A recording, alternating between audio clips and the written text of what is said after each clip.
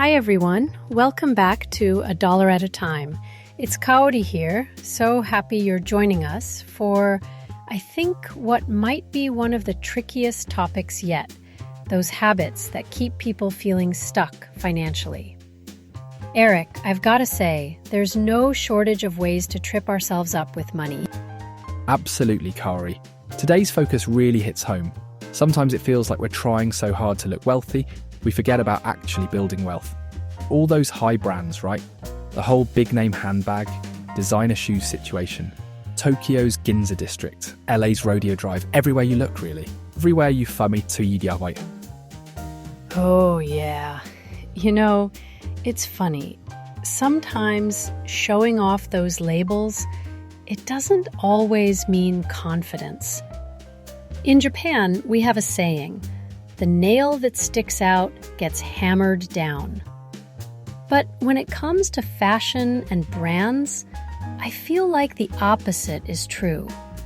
There's kind of this pressure to stand out by blending in, wearing the right logo so you don't get left out. Right, and if I'm honest, a lot of that is clever advertising playing on our insecurities. You're told, success looks like this, and suddenly everyone's chasing the same bag, phone or car. But what's wild is people will spend all their savings, or worse, rack up debt, just to signal I've made it. And very often they're feeling even more stretched underneath. Yes! I have to tell you about my old friend from Osaka. She was so sweet, but she always felt behind her peers, I guess. So one day, she bought this really expensive handbag, like 3 months' salary on credit. She just wanted to fit in, look successful. And then, instead of feeling happier, she was up all night worrying about the bill. That nagging anxiety just replaced any excitement from the bag. I see that all the time, honestly. It's such a trap, isn't it? You'd think that fancy purse would bring joy, but it just becomes, this burden. We see the same patterns here in the States. Constant pressure to own the latest, even if it keeps you from saving for your future. It's almost a game of financial smoke and mirrors. Maybe the big takeaway is, when you chase status through brands, you sometimes end up trading long-term stability for short flashes of social approval. And then, poof, the next trendy thing comes along anyway. Exactly, and speaking of those sneaky traps, let's talk about financial basics that so many people just never learn. I mean, Kaori, have you noticed how terrified people are of investing in stocks? So true. It's like stocks are for rich people only, or there's this myth that it's basically gambling. But in Japan, and honestly in the US too, most people just never get a gentle intro, so it feels bigger and scarier than it really is. It reminds me embarrassingly of my early 20s. I had a couple of credit cards, never really understood that word revolving on my statement. I thought if I was making the minimum payment, I was golden. Turns out all I was really doing was feeding the banks. It took me literally years to notice how the debt stuck around, Even with a steady gig and trying to be responsible, I didn't really get how compound interest worked. Oh, I can relate. And that's how these companies make so much money, by betting on us not understanding the rules.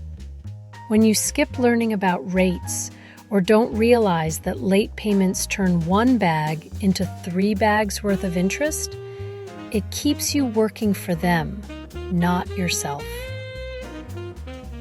And people avoid stocks for similar reasons. They hear a bad story or two, or they think you need thousands to start. But sometimes not investing is actually a bigger risk than just dipping your toe in. It's that lack of information that holds us back more than anything. And really, it's never too late to learn. And Eric, there's this other habit that flies under the radar, just shutting out new approaches. I've always done it this way, or budgeting apps are too much work. I see it from my clients all over the world. Even when things aren't working, people get kind of stuck in their routines, right? Absolutely. Sometimes it's not a knowledge issue, it's a willingness issue.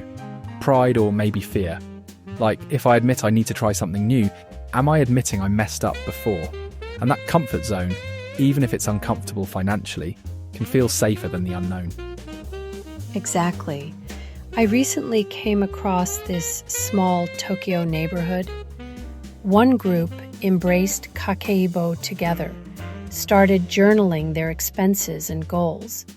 They cheered each other on, celebrated tiny wins, and honestly, their savings grew, even though their incomes didn't. But in the next block over, folks rolled their eyes. That's too old school. It'll never work. And nothing changed. The difference wasn't resources. It was mindset. That's so powerful. I mean, sometimes the thing you're resisting is the exact thing that could make life easier. We saw this in an earlier episode. People who won't even try a simple budgeting method because it feels foreign, or they're afraid of what the numbers might say. But if you keep doing what you've always done, you get what you've always gotten. Right, and it's not just about apps or journals. It's the whole approach. If you shut out new information or only hang around folks who reinforce your old habits, it's really hard to move forward. Let's dig into that mindset piece, Kari, because I think that's really the key. Sometimes the first step is deciding you want to think differently about money. Instead of seeing a setback as, I'm hopeless, it becomes, what can I learn from this? If you treat money mistakes as lessons, it kind of shifts the whole energy, doesn't it? Absolutely, and that's such a core Japanese philosophy, growing through small, consistent steps. You set one tiny goal, like save $5 a week or track one category of spending. As you hit those little victories, your confidence grows, and before you know it, you're ready for bigger ones. It's not about a huge overnight transformation. It's the everyday, gentle push forward. And honestly, who you spend time with makes a massive difference.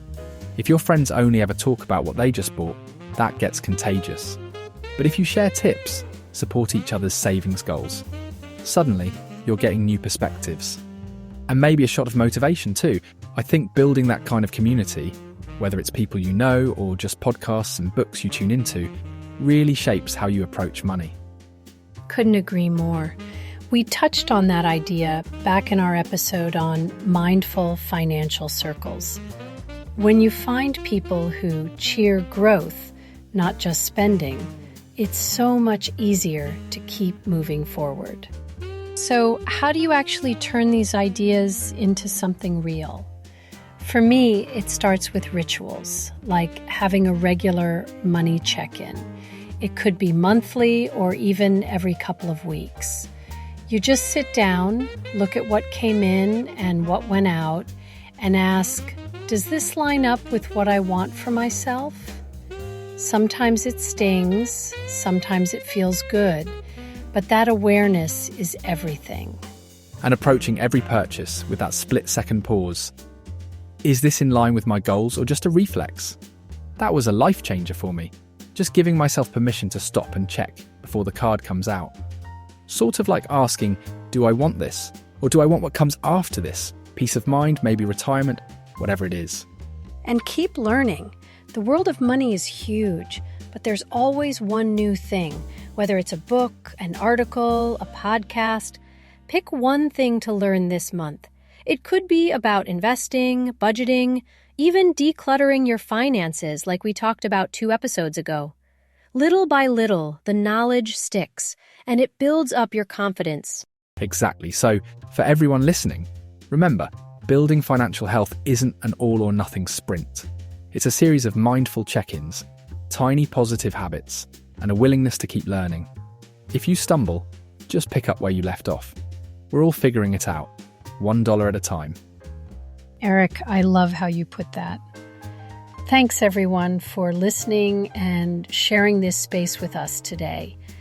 If today's episode sparked something for you, maybe set a small goal or invite a friend to reflect with you. See what changes. We'll be back next week with more practical wisdom from Japan and beyond. Kaori, always a pleasure. Goodbye, everyone. Thank you, Eric.